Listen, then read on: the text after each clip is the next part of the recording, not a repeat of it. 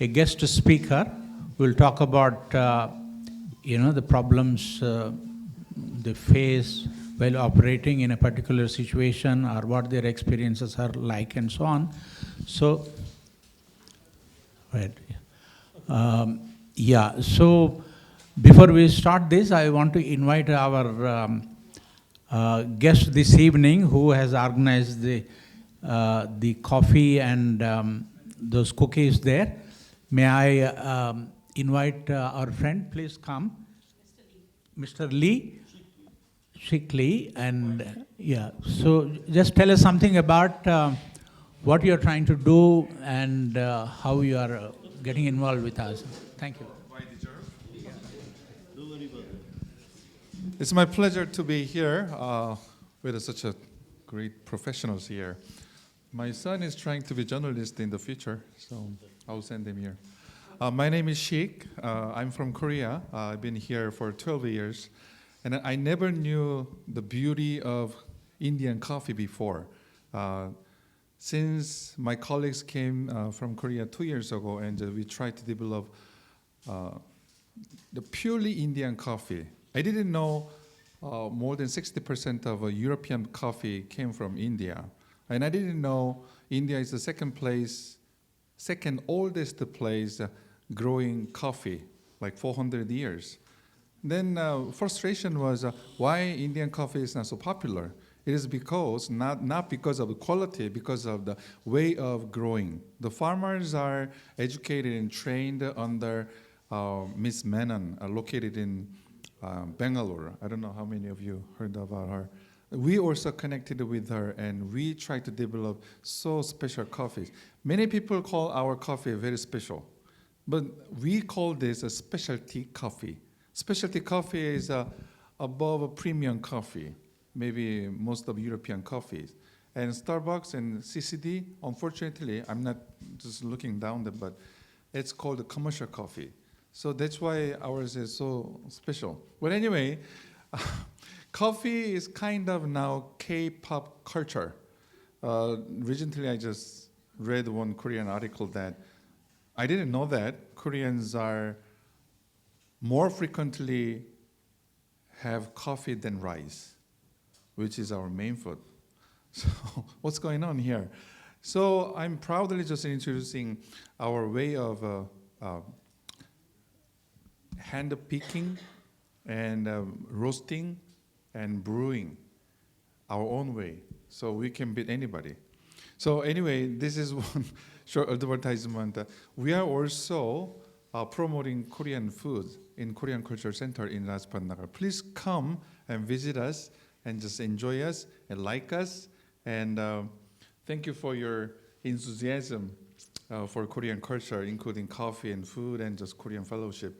And probably in April, we'll be located in the first floor in your cafe. So that'll be our coffee. So enjoy more. Thank you. Thank you, Lee.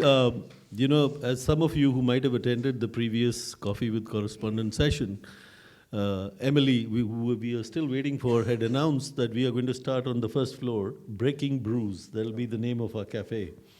And we are trying to procure coffee from around the world. And then we, of course, had a South Korean cultural evening here, and we came across this coffee, which is Indian, but the Koreans have actually roasted, handpicked, roasted, and as he said, blended it very well. So they are the first comers into Breaking Brews, and that's why they're here. And thank you very much, Mr. Lee, for being a part of us. Thank you so much for the invitation. Thank you. God bless. Yeah, so thank you, Mr. Lee. Friends, you already know about our friend Aijaz. He works for the Associated Press in Srinagar as well as New Delhi, and he has a lot of things have changed since Article 370 was abrogated in Kashmir. People have been having problems, particularly foreign correspondents. And since Aijaz works for the Associated Press of America, we thought it would be interesting to know about his experiences, what has changed post 370 abrogation on the 5th of August, and what kind of problems is he facing, and also other journalists. some of the journalists who are not there, I know they're not allowed to go there, and all kinds of issues. So you are a man on the spot. What is it like for you? So please share your experiences and problems with us. Aijaz. Hi, everybody. Good evening. Yeah. So I don't know where to begin because it's, Kashmir's story is not just post-August 5, but it's pre-August 5 also. But anyway, we talk about like post-August 5.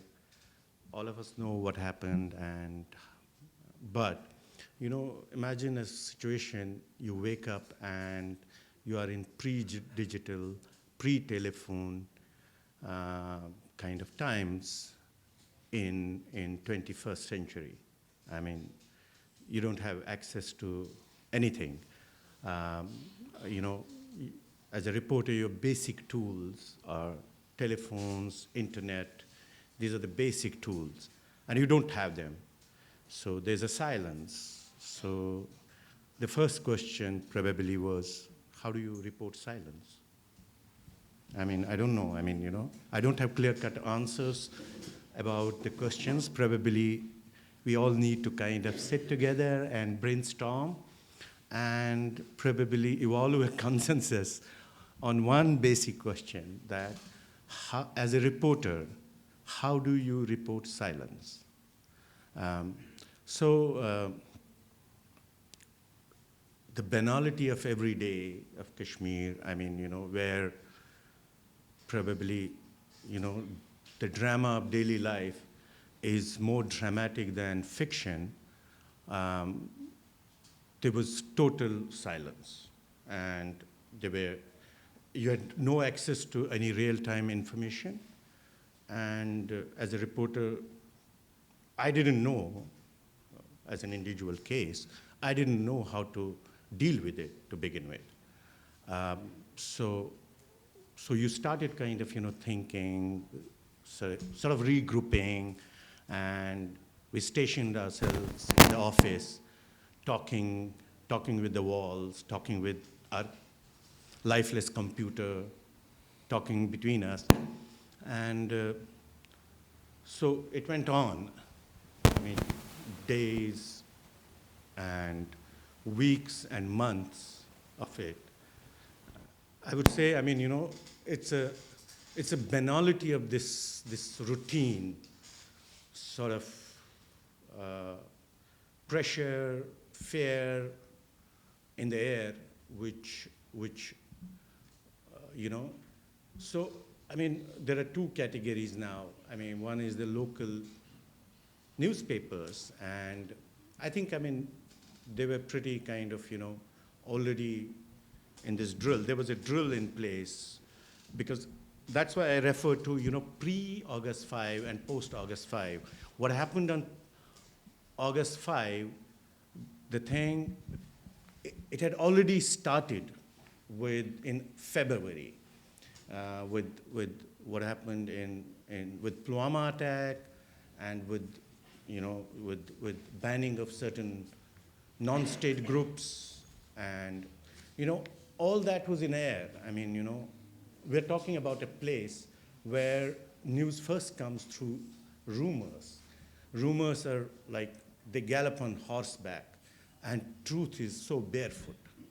We're talking about that place. We're talking about a place where, if there is a news and there is a rumor, people will pick up rumor, because rumors have not largely been untrue in Kashmir.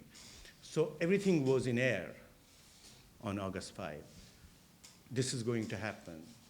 Probably there were multiple scenarios. And we are at the cutting edge of it, at the receiving end of it. And so you begin sifting through this fact and fiction, rumor and truth. And news has to be somewhere there, between the two ends. But August 5, post-August 5, was different.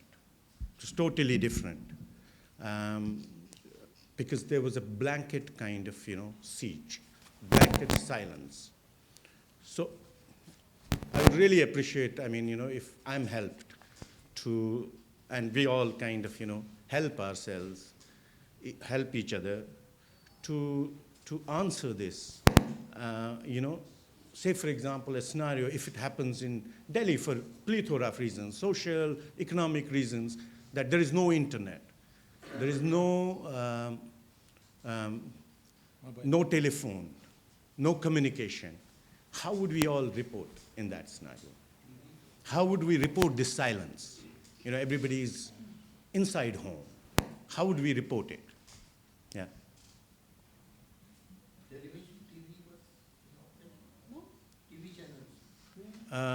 Even those, cable TV was off there, but only the dish TVs, only the ones which, like Tata Sky, which you top up and all. But they are like, most of the television is cable TV. But their payment was also a problem. You don't pay, there's no internet. You cannot Absolutely. pay. I mean, how would you pay that? How would you top up your monthly kind of, So it stops whenever it stops. Yeah.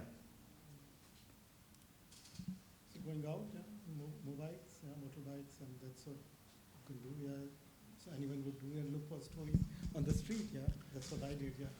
No, absolutely. I mean, then, but as a reporter, you venture out, you start looking around, you gather your senses, you gather, see, I mean, again, I mean, I would put it in two genres. I mean, one is the local native, who's also a reporter. So you're reporting your home. You're reporting your home, and you know it better. I mean, you have hindsight, you're not parachuted there, you're not.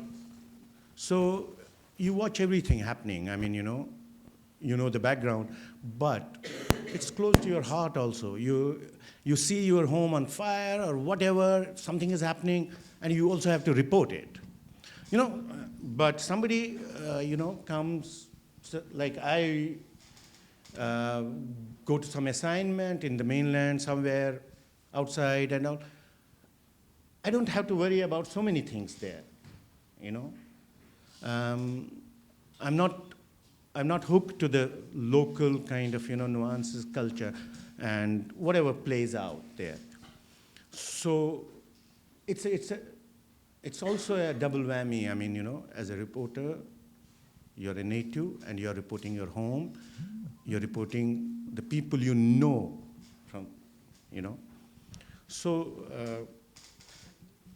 I think I have more questions than I have answers, to be honest, So how did you carry it forward? Simple. Walking around, watching around, observing, in the absence of, say for example, in a normal situation, you see something, you hear something, you go back to your sources, or you check with people, you touch base with authorities. There's nothing. I mean, there's nobody to even kind of verify what you hear, how you see things. Mobile phones were not working? It was a blanket kind of, blanket communication gag, yeah. Welcome, Tim. Apologies. Carry on. You're talking. Yeah. I don't interrupt. So Mr. Aijaz, you are telling us post 5th of August. The picture would not be clear unless and until you tell us pre-August. What was the situation? At that time, how you used to work? And what was being snatched away from you after it? We were working like probably you would be working here right now. I mean, as I said earlier, I mean, as a reporter, you have basic tools. What are our basic tools of reportage? I would say communication tools are the basic tools. You connect with people, you connect with the story, you connect with the storytellers, and then reflect it and relate, whichever medium you have. So largely you had that. I mean, we will not get into the details of the contours of earlier kind of such gags and all. But, largely we're talking about mainly communication, siege of communication, communication gag, when you are in a black hole, basically. You are in a black hole.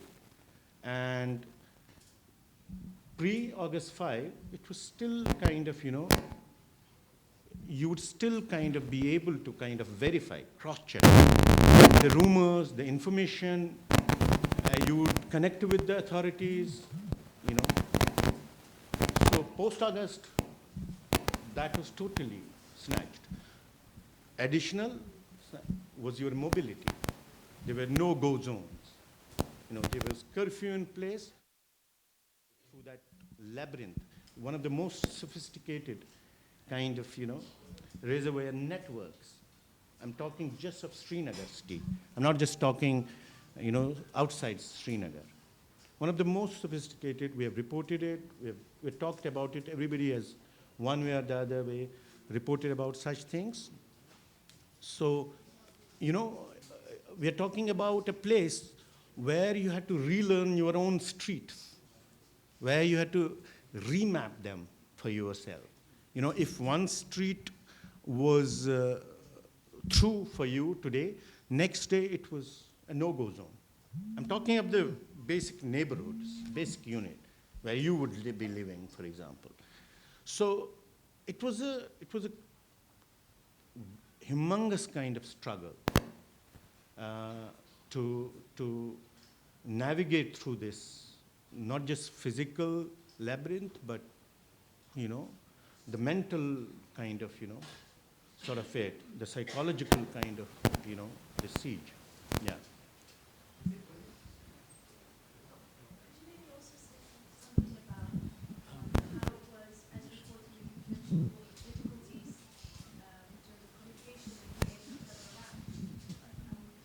But when it comes to pressure of government officials on journalists who are trying to report, maybe things that... Sorry, can you say it again? The pressure by government or government officials or the police on journalists as yourself who are trying to report the situation on the ground with all the difficulties already in place?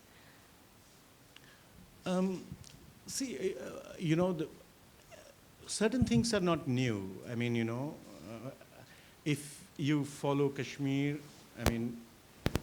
I'm working for the last 2 decades, about 2 decades now, and, there's always a drill in place. It's a conflict zone.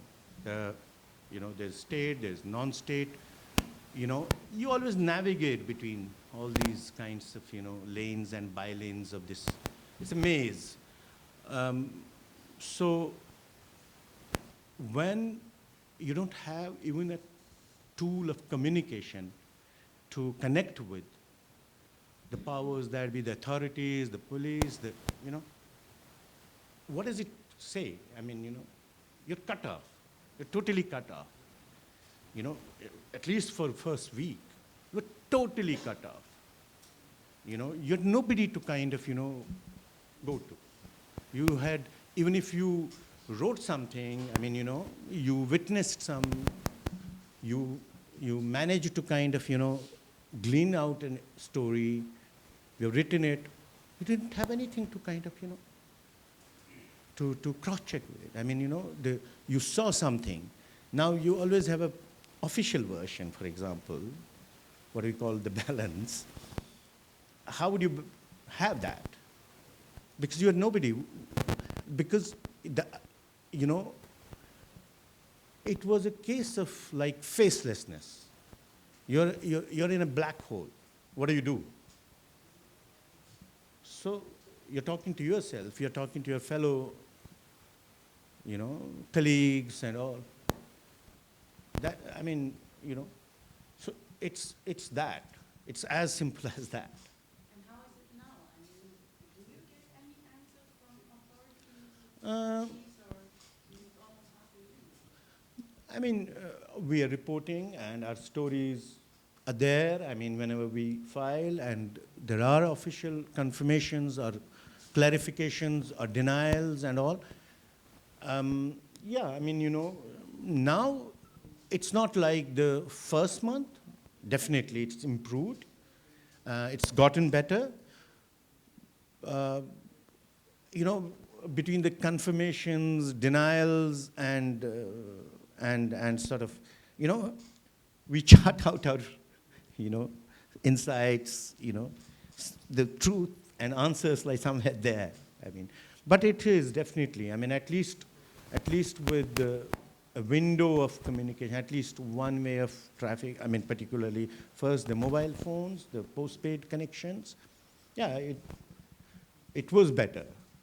And just to add this, I mean, you know, to the earlier, I think, I mean, Delhi-based journalists were more closer to the authorities than us in Srinagar. I mean, you know, my colleagues would be able to kind of, you know, take official comments easier than me, sitting inside the story, because it was a black hole.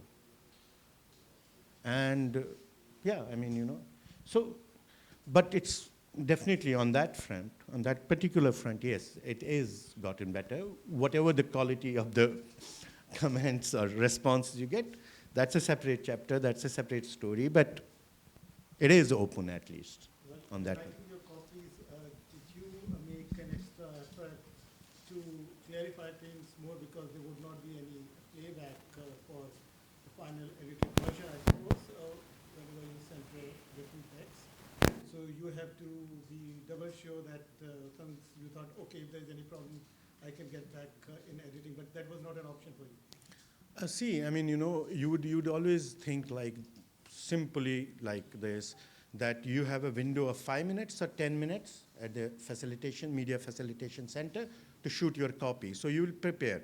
I mean, if the story is like, say, for example, for a wire service, it's 500 words or 300 words, you would write 600 words, double than that. You would explain. You would basically anticipate questions, what would be there. You would kind of anticipate this would be the question, okay, this might need an explanation. So you would kind of, you know, explain that in the copy. Maybe that the editor would later edit it out. I mean, just to make it convenient, because there won't be playback. Yeah. You know, there won't be go and back. Yeah. I mean, you're back and forth, as we say. It longer, the copy basically. Copies became longer, copies became exhaustive, and our editors had more job to do. Basically, it was not only us facing the challenge, more so editors. What do you think? Use the microphone, please. What do you think has been the result of such a blackout for 1 month? Who has benefited, and in which way? I mean, there is always someone who benefits from a crime. So in that case, the authorities imposed a blackout on journalists, and I guess there's so many things that you couldn't do. What has not been reported, do you think, that, or you know, what is the consequence of not having access to authorities or to mobile phones? Do you think that this month, as you know, they could do things that wouldn't have been done if media were more present, if authorities would have answered? What do you think has been facilitated by this blackout? I really don't know. I mean, you know, what goes on in the minds of, you know, the policymaker. How do they kind of, you know, see, you know, sometimes hindsight is the best way to kind of, you know, to explain certain things. Say, Kashmir is not stranger to these shutdowns, communication shutdowns. Probably no place on earth has seen as many internet shutdowns as Kashmir. I mean, and it's the longest shutdown. So, but, you know, you also learn things, you understand them, you know, you accordingly kind of, you know, adjust yourself, your reportage, your interface with the authorities, with the non-state, with the people who are at the heart of basically the story. So I don't know, maybe you know, journalists who cover strategic affairs, political beat, in the sense that who look at the policy of the journalism and basically governments, they would be better to kind of, you know, Mr. Sharma is here, it would be best to give a theoretical perspective of such things. One of the things is that it takes you double the time to come up with a story. It takes you double or triple the time for you to come up with a story, especially in the wires. So I guess this lapse, this delay and all that, No, totally. I mean, you know, the toll of it as a reporter is really, really huge. I mean, you know, the point is, this time around, it will not, the story was not just what was happening in Kashmir. The reporters were themselves story. They became stories. I mean, see, I will repeat, I mean, forgive me for my repetitions. I mean, we still are not coming to the terms with the fact that you are in a black hole, you're in a well, you're in a black hole, and you're reporting. What does it entail? I mean, just for an exercise, if we sit here and all modes of communications are gone, how do we communicate? How do we, I mean, at the heart of our journalism, who are at the heart of our journalism? People. I mean, you know, we inform public. We don't merely inform the state. We inform people. I mean, they are our subjects. You know, who would inform them? I mean, you know, when the ones who think they are the most immune kind of, you know, section of the public, the journalists, are subjected to kind of, you know, are thrown into a black hole. So, What are the main sources for the Kashmir people in these 6 months, and what has been the role of the foreign media? Has it grown? Has it been diminished by this 6 months? AP and AFP? it's an interesting thing to talk about, Tim. You know, the thing is, I mean, Kashmir has a very vibrant kind of local media. I mean, there are probably a couple of hundred newspapers, both in Urdu and English, a very robust kind of media kind of platform.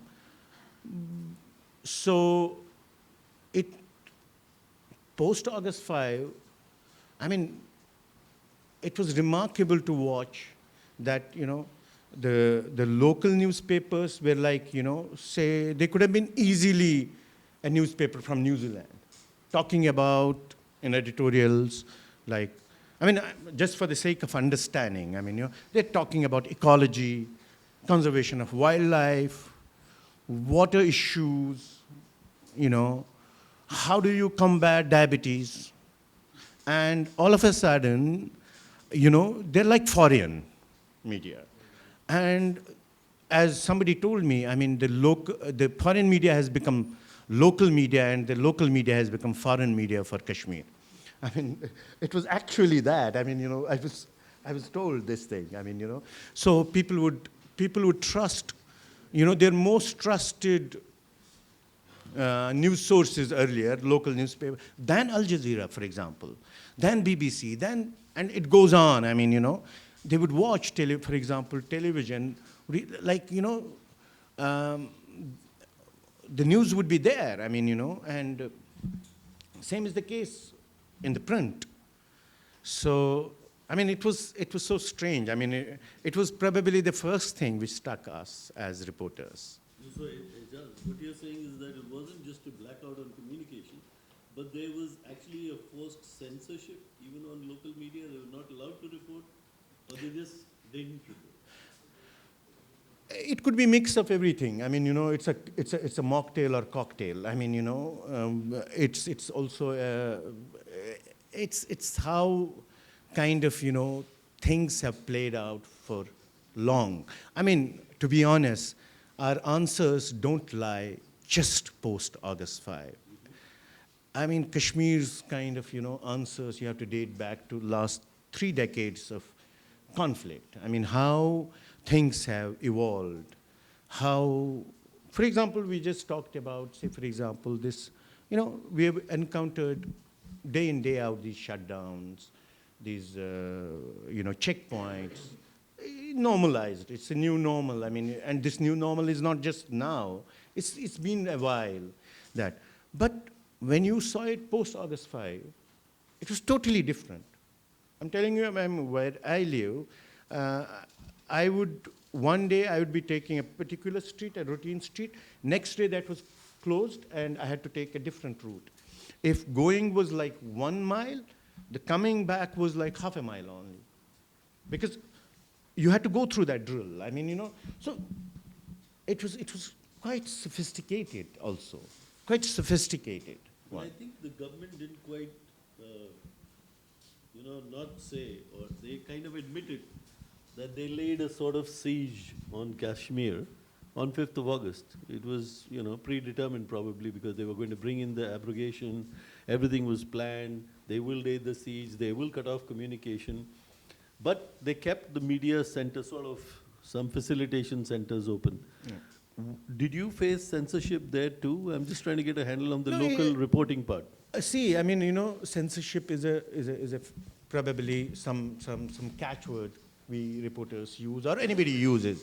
But I would put it this way. I mean, after a few days of this blanket kind of communication gag, this media facilitation center was set up in a removed place at a very kind of, luxury hotel. And that's another story how you had to navigate that also, checkpoints and how you would go there. Anyway, I mean, 4 terminals, literally 4 computers, 1 cell phone for visiting probably 6 dozen, 7 dozen non-Kashmiri journalists and a couple of hundred Kashmiri journalists. 4 terminals. So your window would be like 5 minutes to 10 minutes to email. I mean, let's not get into the details. I mean, who is surveilled, who is not surveilled, and what is. I mean, these are 4 terminals. You didn't have even a time to kind of, delete your search kind of, log. I mean, so anyway, I mean, the point is, I mean, you are confined to a place where you file from, and your window is like, on an average day, 10 to 20 minutes. So you would prepare stuff what you had to send well in advance, and then go with a pen drive. By the way, pen drive was one of the best tools in Kashmir. Yeah, I mean, you'd go and copy and paste it and send it. So internet was also very slow, yeah? Generally, I mean, in Kashmir it's generally slow, but yeah, I mean. Aijaz, Deliberately done that. was there any attempt to kind of control the kind of stories you are writing? Did the government try to interfere? Was there any kind of censorship at the filing spot where the facilitation center, or did the authorities object to any of your reports you may have put out? And because after all, Kashmir was page 1 globally post 5th of August. So I want to know, did the government or somebody in the government try to influence the manner in which you were doing a reportage out of Kashmir? At a personal level, I mean, no. But the impediments, how would you interpret the impediments? Are they evolved? Are they not? I'll leave it to our collective judgment. But I don't know. I mean, nobody kind of, said to me anything, what to file, what not to file. I filed what I found, and whenever I had to go to the media center, I did it from there, and by other means, I mean, whatever means you evolve in, relaying your stuff. But, it was gated through. Everything was gated, though. At the deliver at the communication level. So does it come in that bracket or not? I mean, I don't know. I mean, but not, but you would hear stories, this and that, and you'd just go on. I mean, you know. You know, after the emergency was over, L.K. Advani had said that when the journalists were asked to bend, they were ready to crawl. Was there any feeling of self-censorship indulged in by journalists reporting out of Kashmir, particularly Kashmiri journalists? Was it M.V. Kamath who said this? No, or L.K. Advani. L.K. Advani, okay. But we were discussing the local media earlier. But surely, I mean, you know, you would see, I mean, there is a shift. Who should normally, you know, report exhaustively in Kashmir? Local newspapers, but there was nothing. As I said, I mean, you know, I benefited a lot from pure local newspapers. I learned a lot about diabetes, about wildlife, water resources and all. No, honestly, I mean, it's not to be meant, it's ironic, but I mean, irony shouldn't miss here, but I learned a lot in those days because there was nothing to do, but I didn't learn anything about, so was it predetermined thing? I'm sure, I mean, you know, for the students of journalism, for the students of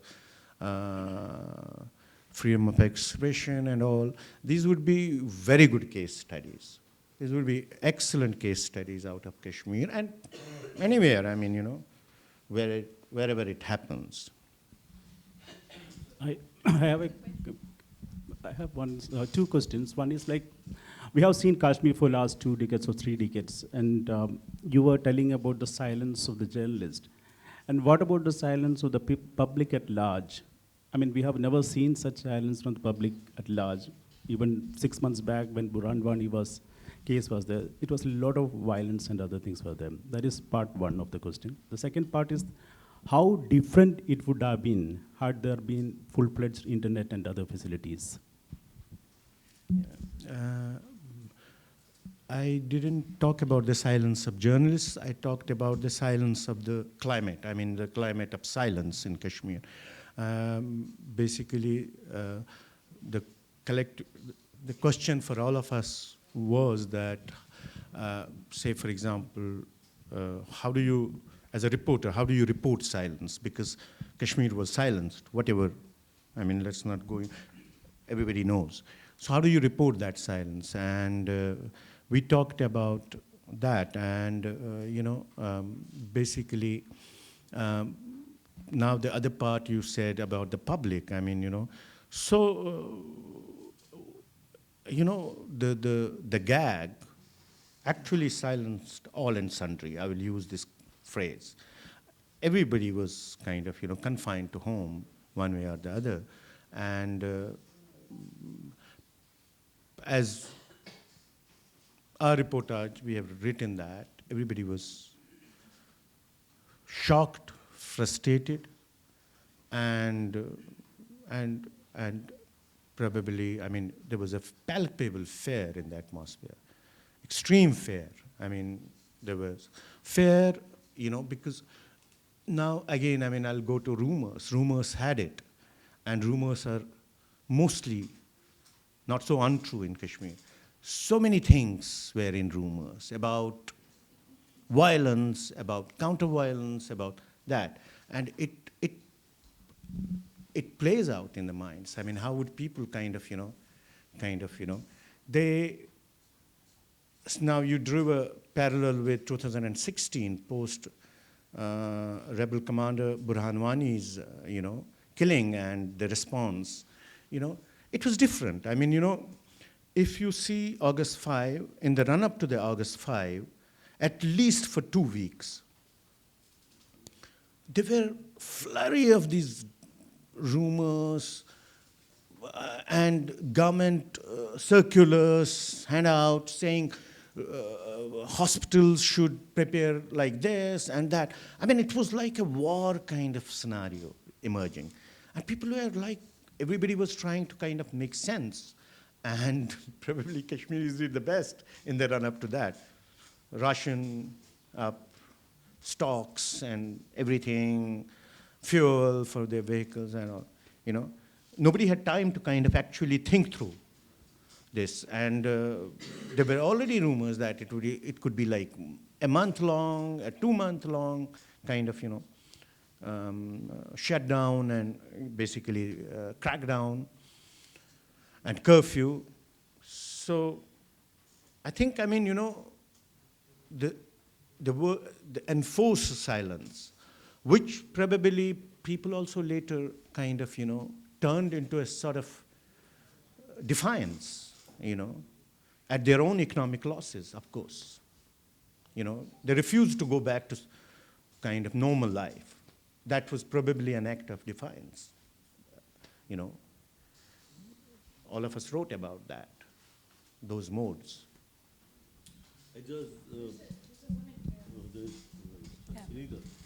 Just following up from Venkat's question about was there self-censorship, I mean, we are 5.5 months after the event, and I still see in the last 20 minutes, whatever you've spoken, a lot of guardedness, which you would probably gained over 20 years in your vocabulary on describing how you felt.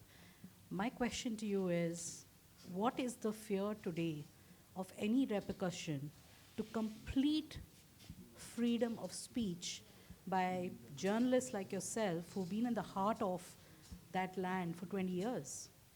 What do you fear? Not, and by you, I just don't mean you, but every reporter, local as well as foreign. What is it that you fear today? And please don't give me guarded words. Am I being guarded? That's my basic training, isn't it? But, well, I mean, you know, the self-censorship, I think, I mean, that's also a tool, whether it's enforced or, you know, that, I mean, probably that's also a way of survival in conflict zones. You anticipate, I mean, you know, how much you can write, how much you can't, how much, what is the red line, what is the yellow line, what is the green line. Anyway, I mean, all these lines. But what does it entail for all of us as practitioners of journalism? I think all of us have to somewhere, some way, brainstorm about, build scenarios, think through that this communicationlessness, how do you navigate through it? I mean, Kashmir, basically for journalists, represents a very good example of it. And it is also an opportunity out of this ironic kind of, you know, it's a situation. It's an opportunity to kind of develop a model for all of us to sort of, you know, combat this, you know, attack on freedom of expression, or you call it communication gag, putting you in a black hole and all. I mean, anywhere in the world, be it Timbuktu, Kashmir, Colombo, Europe, or anywhere. I mean, all of us, I mean, you know, CPJ or whatever, I mean, these watchdogs, all. I mean, I think we need to kind of, you know, brainstorm it. Yeah. Aijaz, so in spite of this black hole and this information about, as you say, there was fairly widespread reporting, particularly on Al Jazeera and BBC, and they were quite critical of the Indian state. So what do you think were their sources, and how did they get all the information and report? I think the mere presence of them, just going out, because any conflict zone is an open story. You just go into any neighborhood and see for yourself. I mean, you know, for example, BBC or Al Jazeera or anybody, AFP, AP, all of us, we would not rest. We would walk, go around, keep on moving. You know, all of them had men, you know, and machinery at you know, in the field. I mean, all of them had so many people going around every day, every morning, fanning out across and picking up the stories, because story is always there on the ground. You know, they were just reporting what they saw, and they were shooting what they saw. They were profiling basically the land. And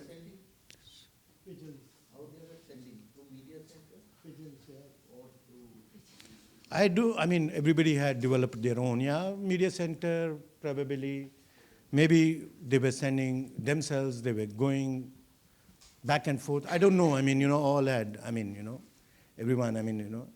everyone develops a model to send, but it was not technical, obviously. It's not a rocket science to understand such stuff. What does it take to kind of travel? But, just one quick one. Oh, sorry.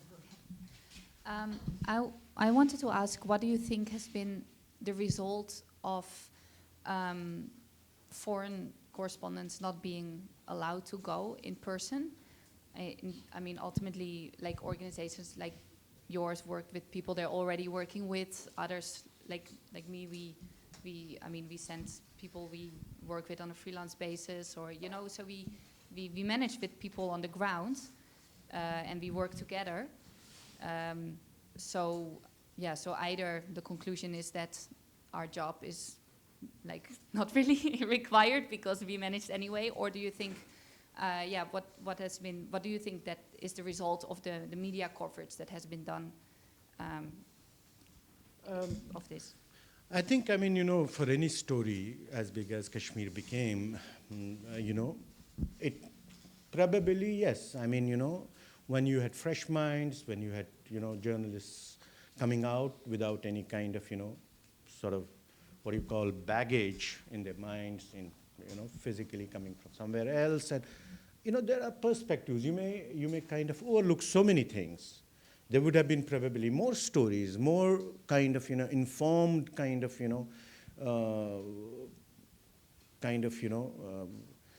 so which would have illuminated further, I think, this question of foreign journalists being not allowed, it's been on for a while now. It's second year. It's for the last 2 years now. But at least before, some people were getting permission here and there to go. But since 5 August, as far as I know, nobody has gotten permission, no? Yeah, nobody has been able to kind of, I think, it's I would only see it from my perspective, what would it mean, say, for example, if my colleague would have come, a foreign colleague would have come. It would have meant, say, for example, more fresh kind of, it's the same old story, but more fresh perspectives, more kind of, nuanced take, rooted in probably kind of,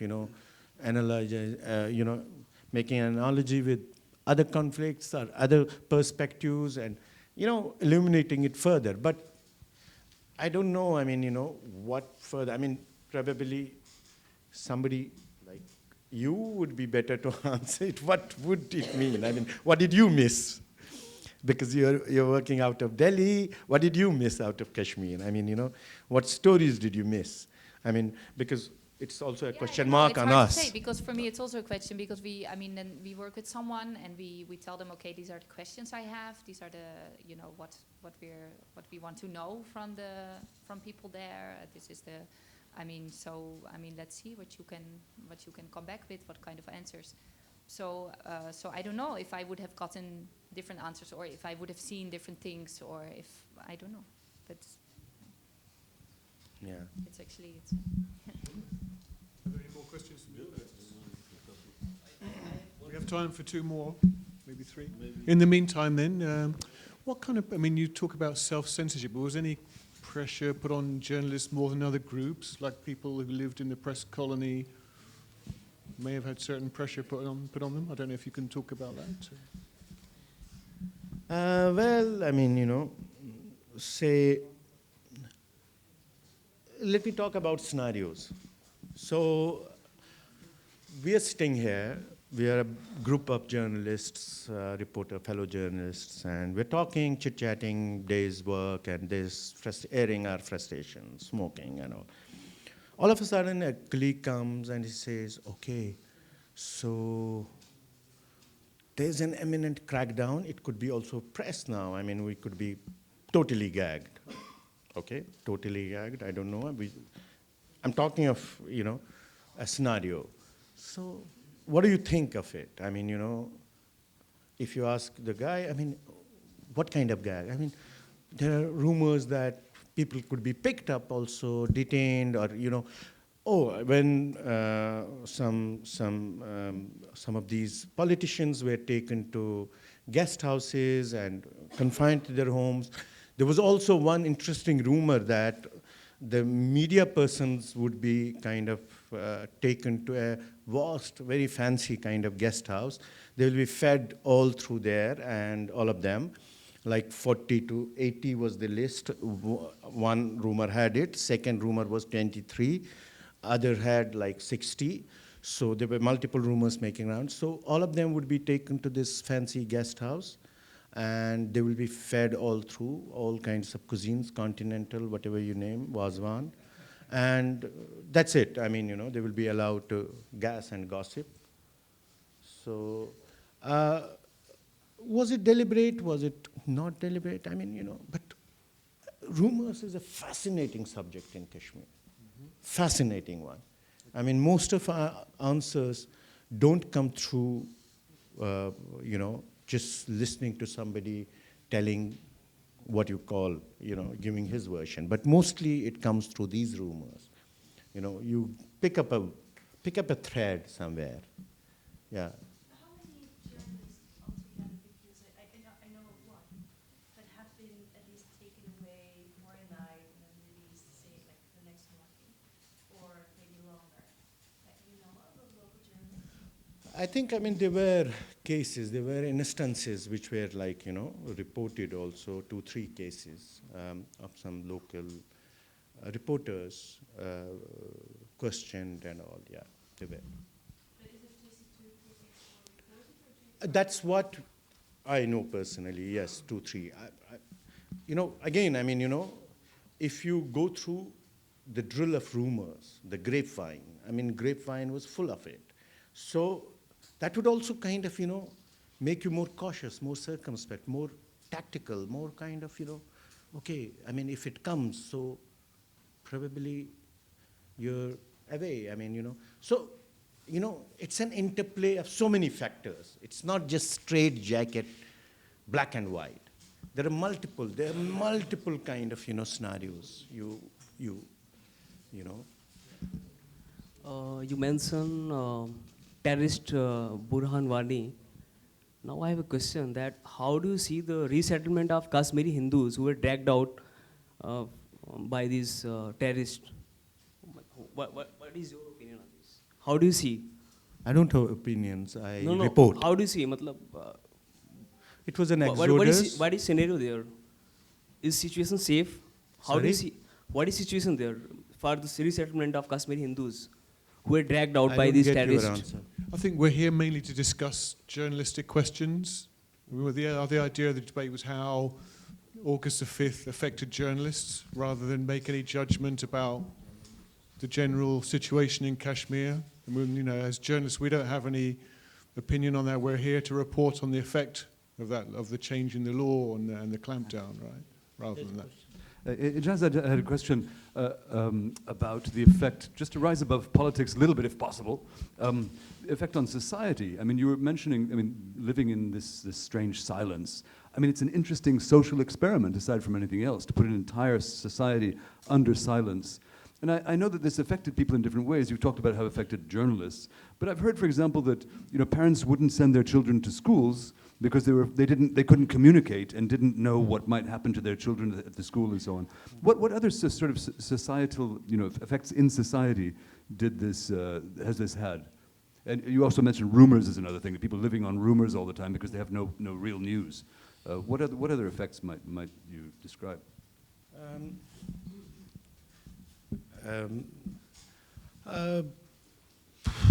It's a I mean, I don't know. I mean, it's such a question which one can go on talking about it for an hour and probably wouldn't do justice.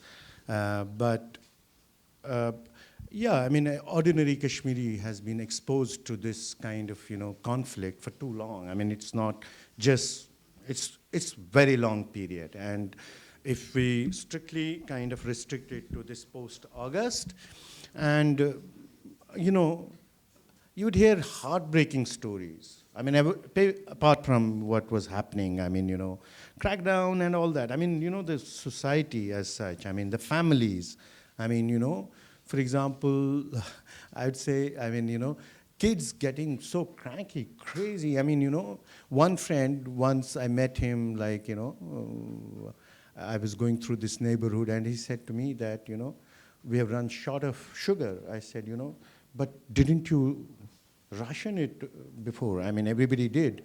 He said, yeah, I had like 10 kgs and I ran out in 1 month because kids are only eating sugar. There are no chocolates, I mean, so we are making, so, I mean, I think, I mean, and the fights within the families, I mean, all that, I mean, the socio-psychological kind of impact of such kind of, upheaval.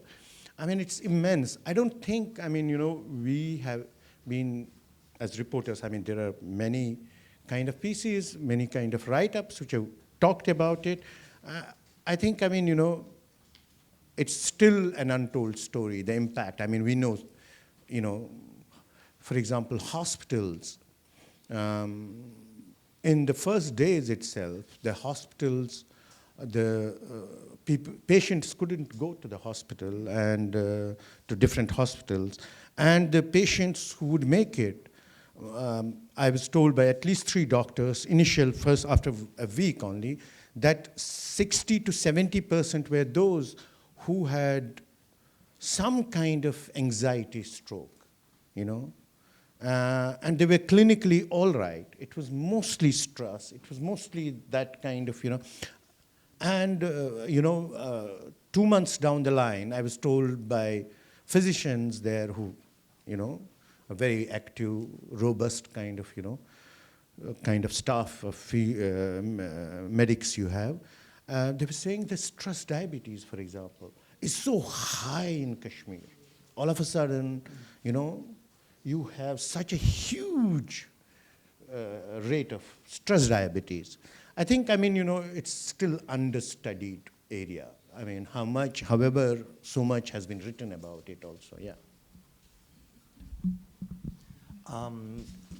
You have been telling us what it meant for you to be thrown into that black hole, as you were referring to. Now, being able to look out of that black hole, watching and seeing how the international media reports on the Kashmir issue, it's like, how do you see that? How do you perceive the coverage of that conflict in the international media? Do you think it's accurate, or it has been reported accurately, as most of us, or yeah, all of us, have not been able to go there, see ourselves, and then do the reporting firsthand? Well, I'm in a manner a small part of the same coverage, and but I think, I mean, any place, I mean, in a conflict, any reportage is not enough, you would say, but you would encounter kind of difficulty, the kind of difficulties. So you try to make sense as much you can, and you report whatever comes your way, and it's like the classic story of grabbing something and throwing it away. I mean, you move on. I mean, as a reporter, I mean, the difficulties part, yeah. I mean, had you been given chance to kind of report out of Kashmir, if you would have been, probably, I mean, I think, I mean, you would have also kind of, done the same thing, what has been done out of the place. I mean, say, as we earlier also said, international media actually became local media that way. I mean, there were more. And what was it? I mean, were they doing it with some kind of purpose or something? No, they were doing their basic job.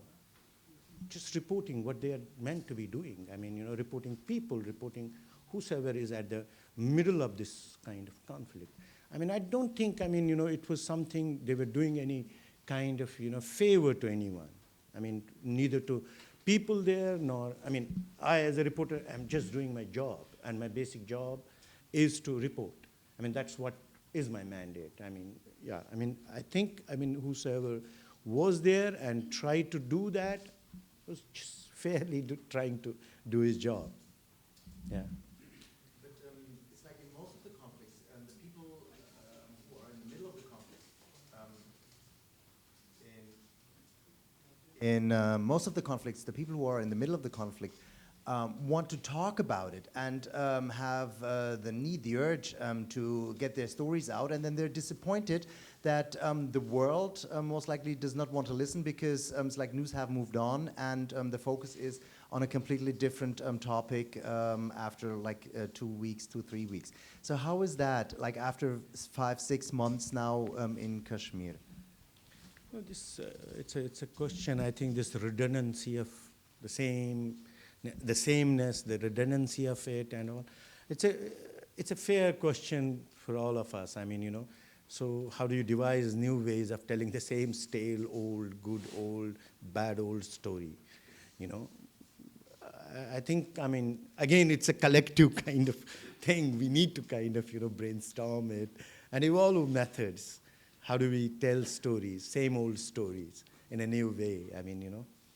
Yeah, maybe long narratives, maybe short narratives. I don't know.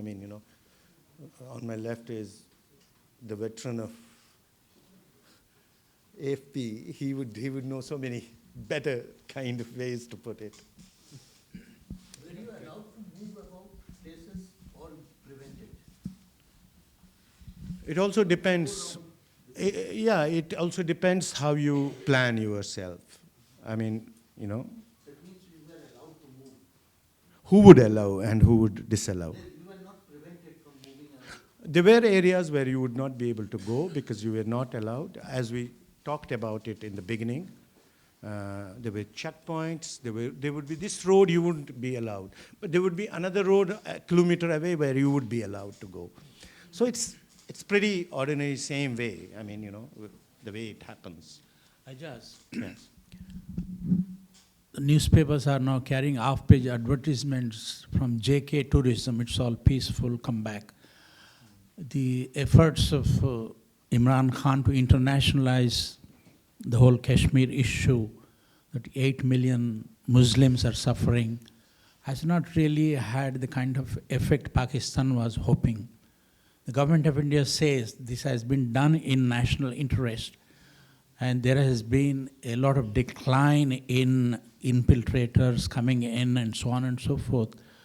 So the fact that there hasn't been any cumulative revolt of the people of Kashmir against what the government of India is trying to do, does that mean it's a meek, subservient acceptance of what the government of India has done? Or maybe the people are thinking, maybe this is good for us? What do you think? Probably I would also ask the same question, the last part of it. What does it mean?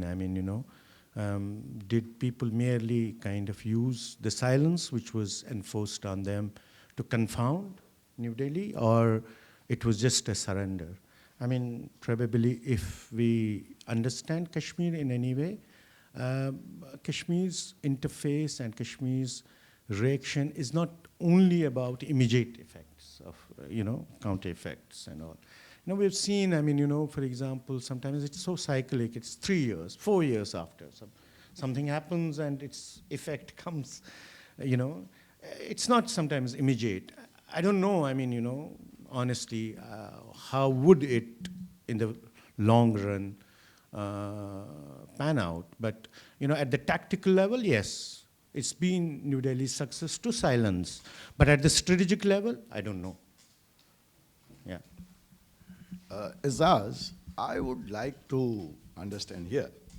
I would like to understand this black hole which you have just said, and I too have reported from Kashmir for 5 years, from the ground zero. For me, what you are saying is nothing new. Internet shutdown was quite common. Mobile being cut off was quite common. The moment you enter Kathua, you are carrying a mobile connection from any other part of the world, it stops. Curfew was new normal in Kashmir. I remember Catherine, a British journalist, who wanted to do an autobiography on India, and for that purpose, she wanted to interview Farooq Abdullah. The letter from London to Kashmir took 12 months, those days. So we are talking of communication being cut off today. It was the same at that time. So my question to you, nothing new. That's why my question in the beginning was, tell us about the post 5th of August. I find exactly the same. Rather, I find more freedom given to you with this facilitation center. Because I remember my reporting days totally being cut off, no facilitation center. I pulled up by army brass for just giving a caption, a headline in the newspaper calling army forgetting the war practice and conducting a peace exercise. This was the caption I gave when I was called other day in the army camp. So I find nothing strange. And I would like, I appreciate you are very candid and honest that the story in Kashmir is not 5th August. It is probably 1947. It was a black hole. Indian journalists never allowed. We needed a special permission to take our OB to Kashmir. Even before 5th of August, we couldn't take our OB. Not a single journalist in the 70 years of India has been posted in Kashmir. Even me as an Indian were allowed only till Jammu. I can't have my posting in Srinagar. It was always dominated by local journalists, and red chalk used to be copy and paste journalism. I'm sorry to say. One journalist will write a report and all other will copy it and fax it to AFP and AP. I've seen it.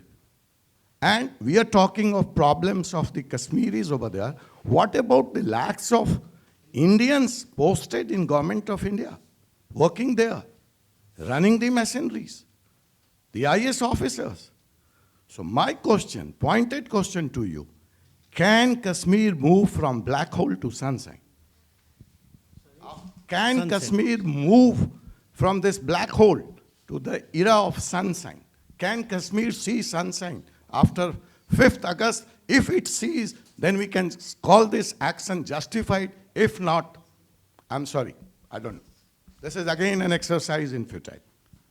I don't know, I mean, which era you are talking about of communication. 2000 to 2005.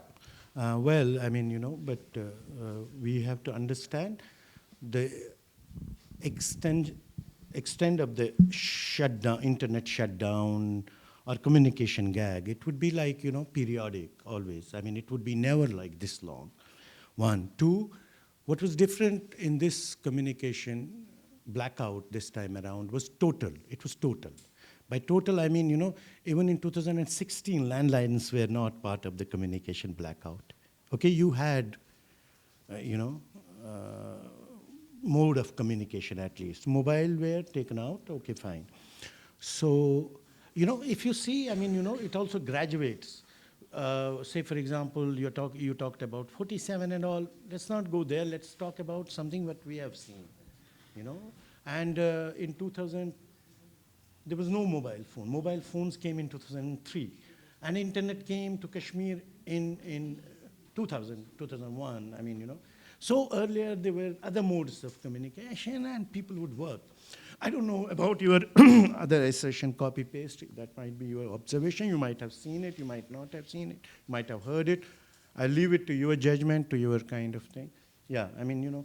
And about sunshine and black hole, probably, again, I mean, this question should be asked to some strategist, some policymaker, some government, whatever. They would be better to answer it. You and me are probably not here to kind of discuss those matters. We are here to discuss what ails us as reporters. What are our strengths and weaknesses, more so weaknesses. Thank you. Okay, I'm going to close the meeting now unless there's really an emergency last question. No? Right. Thank you very much, Aijaz. It's been a very frank evening. And it's really, really an important topic that affects us all because, you know, I know that other governments may be watching events in Kashmir thinking, oh, that's a good idea, maybe we could try that. You know? So we really do have to take a lot of care about this, and we really do respect the work you do with your other agency colleagues in the international media there to keep us informed and all the sly ways you use to get the news through. Right.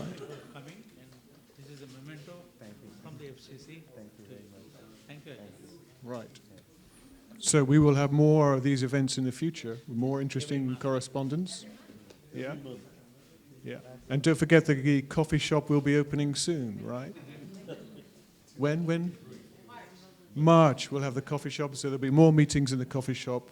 So please come along to those. Come along to the other correspondent evenings. And if you have ideas, then please do tell us.